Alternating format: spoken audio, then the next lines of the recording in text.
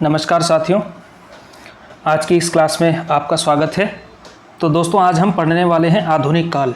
ठीक है ना। तो आधुनिक काल का हम रिवीजन करने वाले हैं। तो कल तक हमने पढ़ा है आपका रीतिकाल, हम कल कर चुके हैं, रीतिकाल तक की पढ़ाई हम कर चुके हैं और आधुनिक काल आज हम शुरू करने वाले हैं। आधुनिक काल में भी जहाँ से बात शुरू होगी वो होगा आपका भारतेंदु युग। ठीक है। तो रीतिकाल तक आपका कंप्लीट हो चुका है और अब हमने पढ़ना है भारतेंदु युग। ठीक है। और रीतिकाल के और भारतेंदु प्लस द्विवेदी युग के हम एक साथ करेंगे क्वेश्चन आंसर। जब 100 क्वेश्चन बनाने लायक टॉपिक पूरा हो जाएगा उसके बाद क्वेश्चन आंसर भी हम उसके लेकर के आएंगे। तो फिलहाल आप टॉपिक पढ़िए, उसके बाद हम कल की जो वीडियो होगी उसमें फिर हम कुछ क्वेश्चन आंसर कर लेंगे। ठीक है। तो आधुनिक काल, तो इसमें जो आता है पहला वो है आपका कि पहले आधुनिक काल की शुरुआत और इससे संबंधित जानकारी कुछ। तो आधुनिक काल आप लोग जानते हैं, हिंदी साहित्य में आधुनिक काल जब शुरू होता है तो लगभग आप मान सकते हैं 1850 के आगे जो भी कालखंड आपका चला उसको आधुनिक काल कहा गया। ठीक है। और जो पहला काल इसमें आया वो था आपका भारतेंदु युग। ठीक है ना। तो भारतेंदु युग जो था आधुनिक काल का पहला समय था। ठीक है। भारतेंदु हरिश्चंद्र और उनके साथी या उनके समकालीन जो रचनाकार थे उन्होंने इस समय साहित्य लिखना शुरू किया था। ठीक है। तो आधुनिक हिंदी कविता का जो पहला चरण था वो भारतेंदु युग के नाम से जाना जाता है और इसका समय जो है, जो सामान्य आलोचना मानती है वो 1850 से 1900 ईस्वी है। ठीक है। 1850 से 1900 ईस्वी है। ठीक है। और सरस्वती जो पत्रिका थी उसके प्रकाशन से पहले तक, यानी कि सरस्वती पत्रिका से तो आप द्विवेदी युग मानेंगे, लेकिन उससे पहले जो भी प्रकाशन हुआ उसको कहा जाता है भारतेंदु युग, 1850 से 1900 ईस्वी तक। ठीक है। चलिए आगे आते हैं। भारतेंदु युग का काल विभाजन एवं नामकरण। तो भारतेंदु युग का काल विभाजन किसने कब तक किया, कब से कब तक माना और क्या नाम उसको दिया है। तो इस क्रम में पहले जो आपके आचार्य आते हैं, सबसे इंपॉर्टेंट आचार्य रामचंद्र शुक्ल। ठीक है। तो रामचंद्र शुक्ल जी ने क्या कहा, इसको जो है नई धारा प्रथम उत्थान नाम दिया। ठीक है। आधुनिक काल को उन्होंने नई धारा नाम से ही संबोधित किया था। तो उन्होंने कहा नई धारा प्रथम उत्थान, और इसकी समय सीमा मानी इन्होंने 1868 से 1893, अगर हम इसको ईस्वी सन में कन्वर्ट करेंगे तो। ठीक है। और अगर हम इसको संवत में करेंगे, जो कि संवत में ही लिखा करते थे शुक्ल जी, तो ये हो जाएगा आपका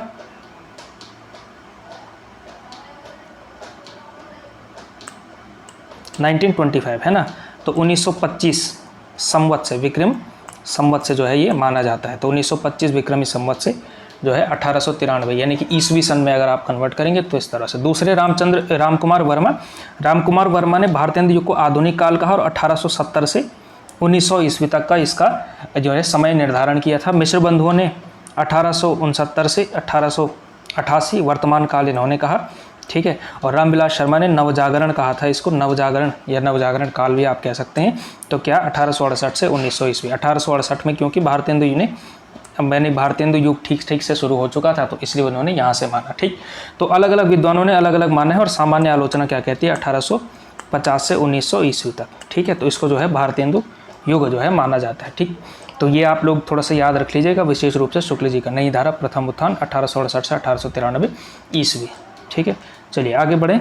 तो भारतेंदु युग की कुछ विशेषताएं हम लोग देखते हैं। भारतेंदु युग की विशेषताओं में देखिए, भारतेंदु युग जो है अंतर्विरोधों का साहित्य है और उस समय अंग्रेजी संस्कृति और भारतीय संस्कृति के दो विरोधी मूल्यों का मिलन हो रहा था। तो एक तरफ आपकी अंग्रेजी संस्कृति थी, दूसरी तरफ आपकी भारतीय संस्कृति थी। तो दो परस्पर विरोधी संस्कृतियों का मिलन जो है इस समय पे हो रहा था भारतेंदु युग में, क्योंकि रीतिकाल में आप लोग देखते हैं, रीतिकाल में पूरी तरह से भारतीय संस्कृति ही हावी थी, यूरोप का या पश्चिमी सभ्यता का उतना प्रभाव भारत पर नहीं पड़ा था। ठीक है। और भारतेंदु युग में आप देखते हैं कि कुछ बहुत सारी जगहों पर अंतर्विरोध पाया जाता है। अंतर्विरोध कहाँ पे, राष्ट्रभक्ति और राजभक्ति के बीच। ये लोग कंफ्यूज थे कि राजभक्ति और राष्ट्रभक्ति में क्या फ़र्क होता है। इससे पहले क्योंकि राष्ट्रभक्ति ही राजभक्ति कहलाती थी, यानी कि राजभक्ति को ही राष्ट्रभक्ति कहते थे। लेकिन इस समय पे क्या है, क्योंकि उस समय जो है राजा भी भारत का और राष्ट्र भी भारत, लेकिन इस समय क्या था कि राष्ट्र तो भारत है या भारतवासी हैं, लेकिन जो राजा है वो राजा क्या है, अंग्रेज है, और अंग्रेजा जो है वो भारतीयों के पक्ष में दिखता नहीं है। तो इस वजह से ये कन्फ्यूज़ नज़र आते थे कि राजभक्ति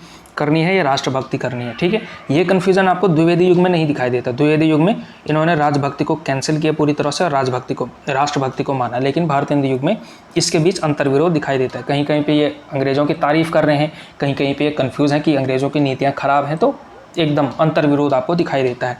दूसरी तरफ जो है श्रृंगार और जनसामान्य की समस्याएं, इन दोनों के बीच भी आपको दिखाई देता है।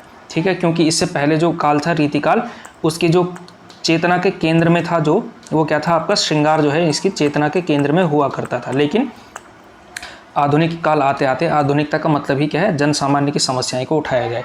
तो इन दोनों के बीच भी अंतर विरोध पाया जाता है। एक तरफ भक्ति है, दूसरी तरफ श्रृंगार है, तीसरी तरफ क्या है, जन सामान्य की कविताएं हैं। दूसरी एक और चीज़ इसमें दिखाई देती है, आप लोग जानते होंगे कि ये ब्रज इसमें जो है एक भाषाई द्वैत पाया जाता है। भाषाई द्वैत जो है इस समय पाया जाता है, जो कि ब्रज भाषा और खड़ी बोली के बीच जो है एक यानी कि इन दोनों के बीच एक अंतर विरोध पाया जाता है। इस समय पे क्या हो रहा था, ब्रज भाषा में लोग कविता लिखते थे, क्योंकि कविता की भाषा जो है ब्रज भाषा ज़्यादा अच्छी थी, और खड़ी बोली जो है गद्य के लिए लोगों ने रखी हुई थी। तो यानी कि एक भाषा में कविता हो रही है, दूसरी भाषा में गद्य हो रहा है, तो एक तरह से ये भी एक अंतर विरोध है। ठीक है, दूसरी तरफ एक तरफ तो है आधुनिक विचार भी आ रहा था, दूसरी तरफ पारंपरिक संस्कार था। यानी कि मिला तो इनको पारंपरिक संस्कार, मिला इनको रीतिकाल अपनी परंपरा में, अपने अध्ययन में, लेकिन जो इनका समय था वो आधुनिक चेतना का समय था। तो इन दोनों के बीच भी एक अंतर विरोध पाया जाता है। तो आप कह सकते हैं कुल मिलाकर के भारतेंदु युग क्या था, अंतर विरोधों का साहित्य था, अंतर विरोधों का युग था। ठीक है, अंतर विरोध का युग था। दूसरी चीज़ दिखाई देती है भक्ति भावना। अब छोटी छोटी विशेषताएं हैं कि इस समय पे क्या होता था, भक्ति भावना थी, और भक्ति भावना में एक बड़ी इंपॉर्टेंट चीज़ है, इसको कहा जाता है स्वदेशानुराग समन्वित भक्ति। इसका मतलब क्या है, देखिए इस समय पे भक्ति काल में अगर आप देखेंगे तो भक्ति काल में भक्ति का उद्देश्य क्या था, मोक्ष या निर्वाण, है ना। कुछ लोगों का ये था, कुछ लोगों का केवल भगवत की प्राप्ति था, कुछ लोगों का भक्ति केवल साध्य था, कोई कुछ नहीं चाहिए, केवल भक्ति करनी है हमें। ठीक है, जैसे रसखान के यहाँ आपको मिलता है, तो वो केवल और केवल क्या चाहते हैं, कृष्ण के सानिध्य में रहना चाहते हैं बस, है ना। कि अगर मैं गाय भी बनूंगा तो वृंदावन की बनूंगा, और मैं पत्थर बनूंगा तो वहीं का बनूंगा, इसी तरह से, है ना, गोवर्धन पर्वत का ही पत्थर मुझे बनना है। तो वो भक्ति जो है, भक्ति का उद्देश्य कुछ नहीं होता था। लेकिन जो आपकी भारतेंदु युगीन भक्ति है उसको कहा जाता है स्वदेशानुराग समन्वित भक्ति। इसका मतलब क्या होता था कि भक्ति करनी है और ईश्वर से क्या मांगना है, देश की समस्याओं का समाधान मांगना है, कि हे भगवान, ऐसी मतलब भक्ति करनी है, ऐसी प्रार्थना करनी है कि हमारे देश की समस्याओं का समाधान करो। तो इस प्रकार की भक्ति को कहा गया स्वदेशानुराग समन्वित भक्ति, और इसके लिए इसको रेड पेन से मार्क किया हुआ है। ये इंपॉर्टेंट पॉइंट हो सकता है, कई बार पूछा, क्या पता पूछा जाए, स्वदेशानुराग समन्वित भक्ति किस काल की जो है विशेषता है, तो किस काल की है, भारतेंदु युग की विशेषता है। ठीक है, तो कुछ उदाहरण इसमें है, कहाँ करुणानिधि केशव सोई, जागत नाही अनेक जतन करी, भारतवासी रोए। ठीक है, तो समझ में आ रही होगी आपकी कि भारतवासी रो रहे हैं और आप जाग नहीं रहे हैं, ये सब कहाँ करुणानिधि सोए हुए हैं। ठीक है, इसी तरह से यहाँ पे देखिए प्रताप नारायण मिश्र भी कह रहे हैं, हम आरत भारतवासियों पे प्रभु दीनदयाल दया करिए, कि हम भारतवासियों पे दीनदयाल क्या करिए, दया करिए। ठीक है, तो स्वदेशानुराग समन्वित भक्ति आपको दिखाई देती है। इसके अलावा एक और चीज़ दिखाई देती है, इसको कहते हैं समस्या पूर्ति। समस्या पूर्ति एक तरह का आशुलेखन होता था। आशुलेखन यानी कि तुरंत कविता लिखना। कि क्या करते थे, गोष्ठियाँ आयोजित की जाती थी, कुछ कुछ सभाएं उस समय पे बन चुकी थी, रसिक समाज, कविता वर्धिनी सभा, और इस समय पे क्या किया जाता था कि कवियों की गोष्ठियाँ आयोजित की जाती थी, और इसमें क्या करते थे, एक विषय तैयार करते थे, एक सब्जेक्ट, एक टॉपिक तैयार हो जाता था, और उस टॉपिक पर आधारित उसकी अंतिम पंक्ति बना ली है, अंतिम पंक्ति तय होती थी कि ये पंक्ति है। ठीक है, जैसे यही मान लिया, ये पंक्ति तय कर ली कि पिय प्यारे तिहारे निहारे बिना अखियाँ दुखियाँ नहीं मानती हैं, एक पंक्ति तय है, और इसके ऊपर की पंक्तियाँ आपको खुद लिखनी पड़ती थी। तो अलग अलग कवि जो है अलग अलग लिखा करते थे, अलग अलग कवि अलग अलग लिखा करते थे। ठीक है, तो इस तरह के जो आशुलेखन होता था, आशुलेखन यानी तुरंत जो है लेखन, उसी समय लिखना, उसको कहा जाता है समस्या पूर्ति। ठीक है, कि एक टॉपिक तैयार किया, उस पर आधारित एक पंक्ति तैयार है, ऊपर की पंक्तियाँ आपको खुद लिखनी है, तो इस तरह से जो लिखा जाता था उसको कहते थे समस्या पूर्ति। ठीक है, भारतेंदु युग की ये विशेषता है, कौन सी, समस्या पूर्ति। ठीक है, बड़ी इंपॉर्टेंट चीज़ है। अगला देखिए, एक और जो विशेषता है जो रीतिकाल की नहीं है निश्चित रूप से, कि समाजोन्मुख कविता। इस समय पे क्या हो चुका था, आधुनिकता का मतलब ये है कि जो साहित्य होगा वो दरबार से बाहर निकल करके जनता के बीच का होगा। ठीक है, तो इस युग का काव्य जो है जनजीवन से जुड़ा है, और इसमें नारी शिक्षा, विधवा समस्या, बाल विवाह, धार्मिक संकीर्णता जैसे विषयों की ओर कवियों की दृष्टि गई है, यानी कि समाज की तरफ अब कविता जानी शुरू हो चुकी है। ठीक है, तो इस समय पे इसको कहा जा सकता है समाजोन्मुख काव्य है। ठीक है, और ये समय क्योंकि भारत में नवजागरण का समय है, एक तरफ ईश्वर चंद्र विद्यासागर हैं जो विधवा विवाह की समस्या को लेकर के चल रहे हैं, दूसरी तरफ राजा राम मोहन राय हैं जिनके बहुत सारे धार्मिक सुधार आंदोलन चल रहे हैं, दयानंद सरस्वती है ना, बहुत अलग अलग जो है समाज सुधारक हैं, स्वामी विवेकानंद उसके बाद हुए। तो इस तरह के, तो इस एक तरह की सुधारवादी मानसिकता भी जो है यहाँ के साहित्य में नज़र आती है, कि समाज सुधारना है तो समाज को उपदेश देने जैसा मामला इस समय पे खूब होता था, तो समाजोन्मुख कविता हम कह सकते हैं। शिल्पगत विशेषताओं में अगर हम देखेंगे कि कविता किस तरह की होती थी, तो भाषा के स्तर पर ज़्यादातर रचनाएं, और यहाँ पे रचनाओं से हमारा मतलब, क्योंकि हम काव्य में पढ़ रहे हैं तो काव्य से है, ठीक है। ज़्यादातर रचनाएं यानी कि काव्य जो है ब्रजभाषा में होता था। और भाषाई द्वैत हमने आपको समझा ही दिया है कि इसकी सबसे बड़ी विशेषता क्या है, भाषाई द्वैत है कि युग में गद्य जो है खड़ी बोली में लिखा गया और काव्य जो है ब्रजभाषा में लिखा गया, ठीक है। और इस वजह से, ठीक है, और ये क्यों था, क्योंकि ब्रजभाषा कविता के लिए बड़ी कमाल की जो है भाषा थी, क्योंकि रीतिकाल से गुजर करके आई थी, भक्तिकाल से गुजर करके आई थी, तो बहुत अच्छी कविता उसमें की जा सकती थी और पुराने कवियों ने भी किया हुआ था, ठीक है। इसके अलावा काव्य रूप में अगर हम बात करेंगे तो ज़्यादातर मुक्तक काव्य की रचना इस समय हुई है, ठीक है। और अलंकार, वैसे तो जन सामान्य की कविता होने की वजह से अलंकार की तरफ लोगों की ज़्यादा ध्यान नहीं देते हैं कवि, जब इस तरह की कविता लिखते हैं तो समाज की ओर या सुधारवादी मानसिकता की कविताएं, लेकिन कहीं कहीं पे अर्थालंकारों का प्रयोग होता है, ठीक है। कहीं कहीं पे कुछ अच्छे उदाहरण आपको देखने को मिल जाते हैं। भारतेंदु युगीन रचनाकारों में अगर हम बात करेंगे तो जो आपके सिलेबस में है वो केवल और केवल भारतेंदु हरिश्चंद्र है, ठीक है। केवल और केवल भारतेंदु हरिश्चंद्र ही है शायद, है ना, हाँ। लेकिन प्रताप नारायण मिश्र भी थोड़ा सा देख लेंगे हम इसमें, ठीक है। और उसके बाद सीधा सीधा आएंगे, चलिए सीधा भारतेंदु हरिश्चंद्र ही पढ़ते हैं क्योंकि यही आपके सिलेबस में है, ठीक है। इनको करने की वैसे उतनी ज़रूरत नहीं है, एक दो रचनाएं याद रह जाएं तो अच्छा है, एलिमिनेट करने में काम आ जाएगा। जैसे प्रताप नारायण मिश्र की अगर हम बात करेंगे तो हास्य व्यंग्यपूर्ण कविताओं के लिए बड़े प्रसिद्ध माने जाते हैं और इनकी रचनाएं देखिए, प्रेम पुष्पावली, हरगंगा, तृप्यंताम, बुढ़ापा और हिंदी की हिमायत, ठीक है। तो मन की लहर, जैसे मन की लहर इनका एक बड़ा महत्वपूर्ण काव्य है, विधवा समस्या पर आधारित है, ठीक है। और प्रताप नारायण मिश्र से ये सारे सवाल आए ना आए, लेकिन ये सवाल ज़रूर पूछा जा सकता है, ब्राह्मण पत्रिका का संपादन इन्होंने किया था, ठीक है।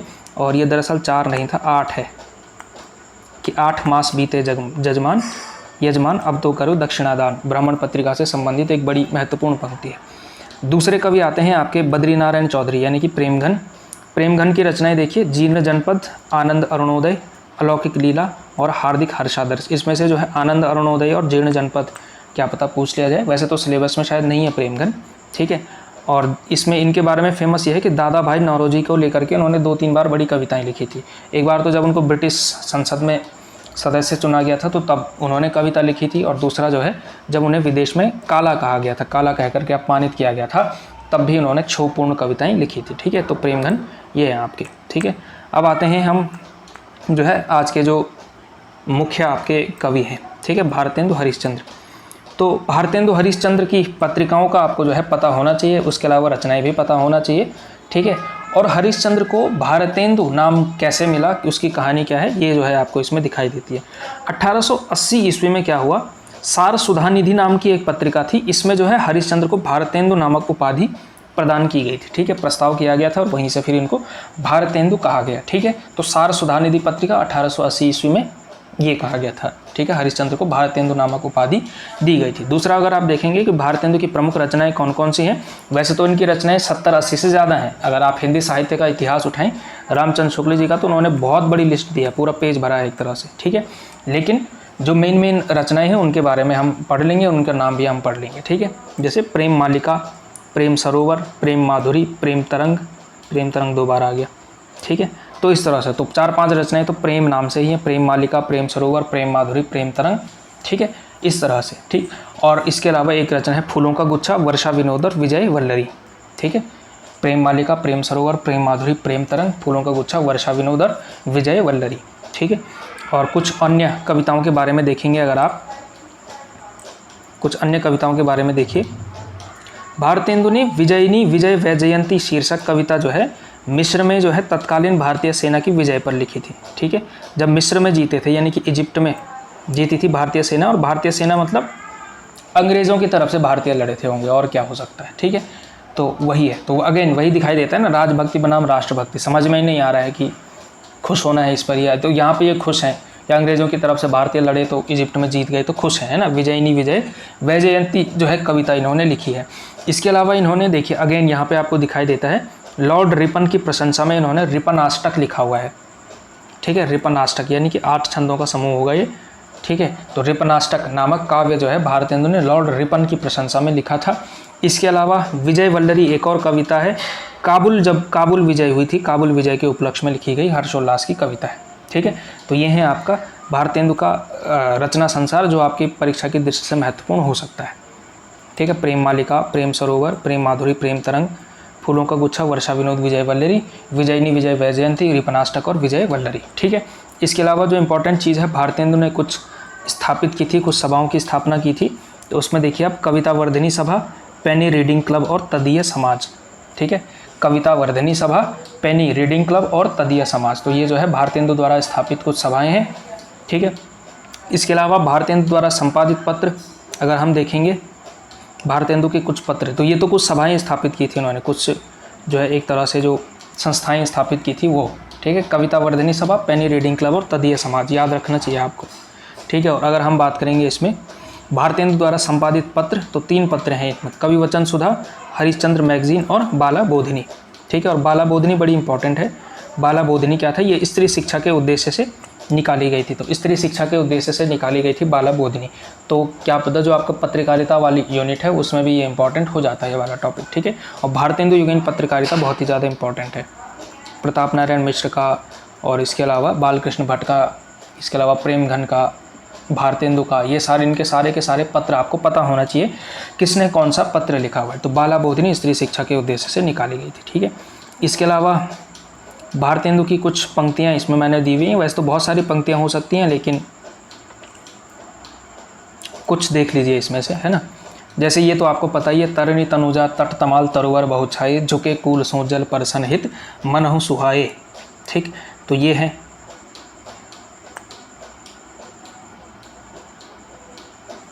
इसके अलावा देखिए आप, ये इसके अलावा इनका भाषा को लेकर के जो आग्रह होता था, निज भाषा उन्नति आहे सब उन्नति को मूल, बिन निज भाषा ज्ञान के मिटत न ही को सूल। ठीक है, तो एक ये पंक्ति है। इसके अलावा भीतर भीतर सब रस चूसे, हंसी हंसी के तन मन धन मुँह से, जाहिर बातन में अति तेज, क्यों सखी सज्जन नहीं अंग्रेज। ठीक है, तो जैसे ये है भाई। ठीक है, तो इस तरह की कुछ पंक्तियां, आप 1-2 पंक्तियां और देख लीजिएगा जो प्रीवियस ईयर क्वेश्चन है, प्रैक्टिस सेट जहाँ पे भी आप देख रहे हैं, प्रैक्टिस की बुक आपके पास होगी। ठीक है, वहाँ से आप प्रीवियस ईयर क्वेश्चन के माध्यम से कर सकते हैं। ठीक है, और कोई बहुत ज़्यादा कभी आपके सिलेबस में नहीं है। ठीक है, तो आज का ये टॉपिक छोटा सा था। ठीक है, और इतना समय भी नहीं है, तो मुझे टाइम पे वीडियो देना भी होता है, इस वजह से आज की क्लास में हम इतना ही करते हैं। छोटी सी क्लास हुई आज की। ठीक है, लेकिन बहुत है इसमें। भारतेंदु युग हमने पढ़ा, तो द्विवेदी युग और उसके आगे के जो है काल हम बाद में पढ़ेंगे। ठीक है, तो फिलहाल के लिए आपका शुक्रिया। वीडियो को लाइक कीजिए, चैनल को सब्सक्राइब अगर नहीं किया है तो करिए, और वीडियो को ज़्यादा से ज़्यादा लोगों के बीच शेयर करिए। Thank you.